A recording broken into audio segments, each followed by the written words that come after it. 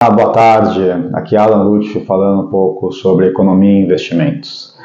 Vamos começar sobre a parte de economia, basicamente a nossa última reunião do Copom, onde inicia-se o ciclo de corte de taxa de juros, finalmente o primeiro ciclo desde 2021 que a gente não vê corte na taxa Selic. Então, houve o corte na magnitude de 0,5, essa taxa estava em 13,75, agora ela passa a vigorar em 13,25. O que mais chama a atenção em relação à reunião, basicamente, foi a não unanimidade, ou seja, metade da diretoria entendia que o corte seria de um corte de 0,25, a outra metade no entendimento de uma magnitude de 0,5, o voto de Minero, o último voto do Roberto Campos, teve o desempate para um corte de 0,5. Isso, de certa forma, reverberou no mercado em relação a quais serão os próximos cortes de taxa de juros. Então, a gente inicia-se numa programação projetada de cortes até o final do ano e, eventualmente, até o ano que vem. A própria taxa terminal em 2024, ela para-se em 9%, ou seja, o relatório Focus entende que é uma taxa terminal de 9% a taxa Selic, então existe uma programação de cortes projetadas pelo mercado. Agora, o que o mercado projeta é se a próxima reunião vai ser um corte de 0,5 ou eventualmente um corte maior de 0,75. E como isso influencia nos meus investimentos, como é que isso vai influenciar na minha carteira e quanto isso impacta na minha vida pessoal. Basicamente, vamos discorrer aqui sobre renda fixa e títulos de renda variável, e de renda variável também, não especificamente ações, mas ações, fundos imobiliários e eventualmente até a parte cambial. Começando aqui pela parte de renda fixa. Quando a gente pensa em títulos pré-fixados, apesar de muitos clientes entenderem que, vou precificar a taxa, basicamente porque haverá corte de juros, vocês precisam lembrar que o mercado antecipa essas precificações desses cortes, ou seja, você só tem ágio realmente um título se este título tiver uma precificação tão maior do que a taxa terminal, ou realmente a taxa terminal ela vem a ser mais baixa para ter um ágio em relação ao mercado. Dito isto, o que a gente entende de títulos pré-fixados que estão disponíveis, basicamente a grande maioria deles não tem tanto ganho, ou seja, não tem tanto prêmio oferecido quanto outros títulos disponíveis no mercado, visto que eles já estão antecipando esses cortes de taxa de juros, né? Então já estão colocando as taxas equivalentes às projeções de cortes. Agora, falando um pouquinho de títulos que são de inflação, de crédito privado especificamente, a gente entende que esses títulos, sim, a IPCA+, eles têm ainda um prêmio interessante, até os títulos que são um pouco mais longos, né, assim, acima de 5 anos, 10 anos, que são realmente um pouco mais longos, justamente porque eles não só têm um cupom, né, ou seja, a taxa fixa até que relativamente mais alta, mas vocês têm que também, a grande maioria de vocês tem que entender que nos próximos meses, como a gente tem ainda uma Selic alta e um IPCA relativamente baixo, o IPCA ele só vai realmente começar a compensar daqui um ano e meio, onde a gente entende que esse IPCA ele volta a rondar os 4. Então, basicamente, por isso que a gente fala de títulos mais longos, né? Ou seja, esse título ele começa a ter uma representatividade realmente interessante, expressiva de remuneração, quando a inflação ela retoma, até ela tende a retomar com a queda da taxa de juros, e aí sim, esse título ele começa a ter uma valorização expressiva. Porém, aqui é que, na verdade, quando isso acontecer, esse cupom, né, essa taxa pré-fixada atrelada ao IPCA, provavelmente vai ser muito menor do que ela está sendo negociada hoje. Então, por isso que a gente sempre coloca que o mercado ele sempre antecipa essas situações. Então ainda existe uma remuneração legal atrelada a esses títulos. Agora, falando de títulos atrelados ao CDI, né, tanto pós quanto CDI+, a gente tende a ter uma preferência a títulos atrelados a CDI+, do que especificamente títulos pós-fixados. Por quê?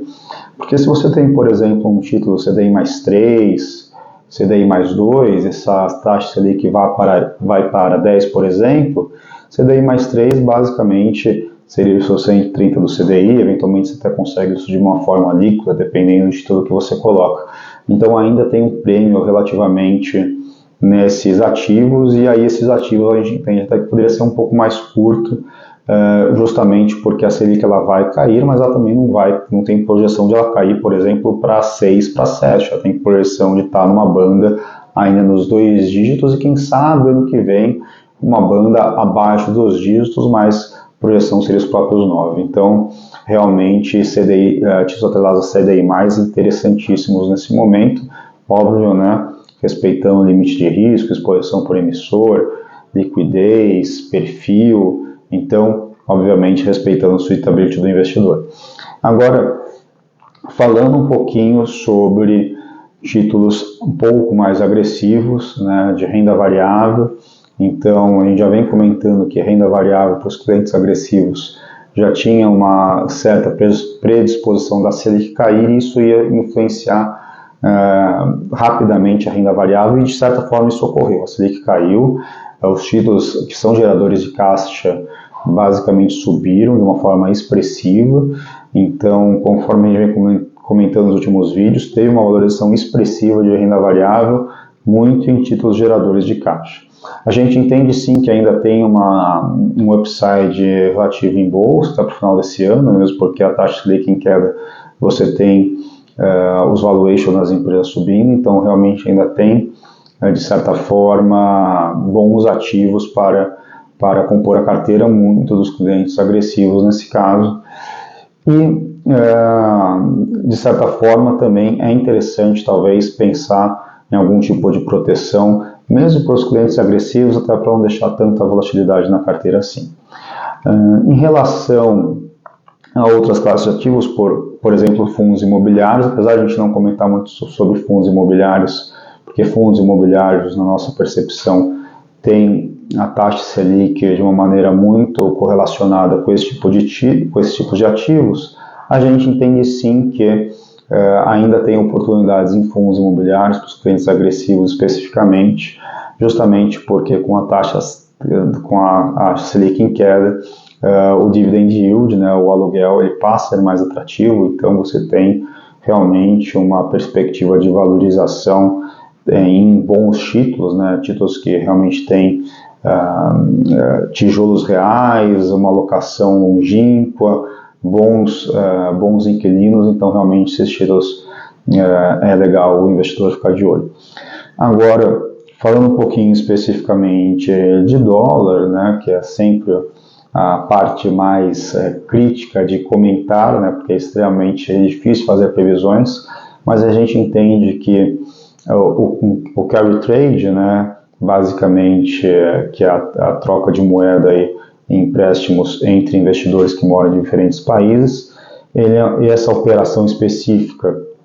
ela traz muito dinheiro para o Brasil, enquanto a nossa taxa Selic é muito alta em relação aos nossos pares. Conforme essa taxa Selic ela vem caindo e tem uma projeção de queda, essa operação acaba ficando menos atrativa para investidores estrangeiros e promove eventualmente até uma saída de dólar.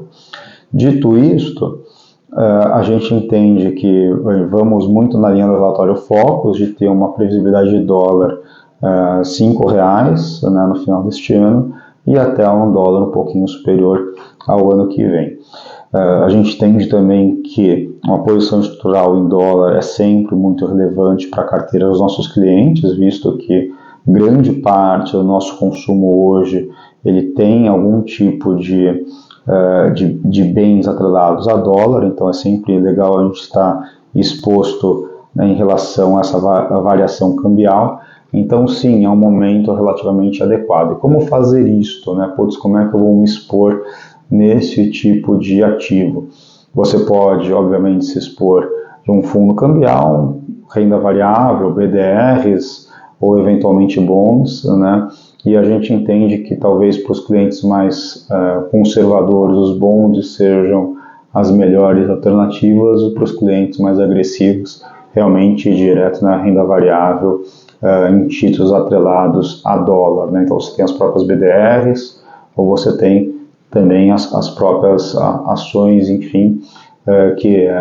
são negociadas em dólar. Mas basicamente a minha recomendação para todos aqui é que respeitem o perfil de investidor para não fazer, obviamente, alocações que estão desenquadradas com aquilo que são os seus objetivos, e para isso nós aqui da Rentável, eu e os seus assessores estamos à disposição para ajudá-los a fazer uma melhor adequação do seu portfólio. Agradeço a todos, obrigado, um abraço.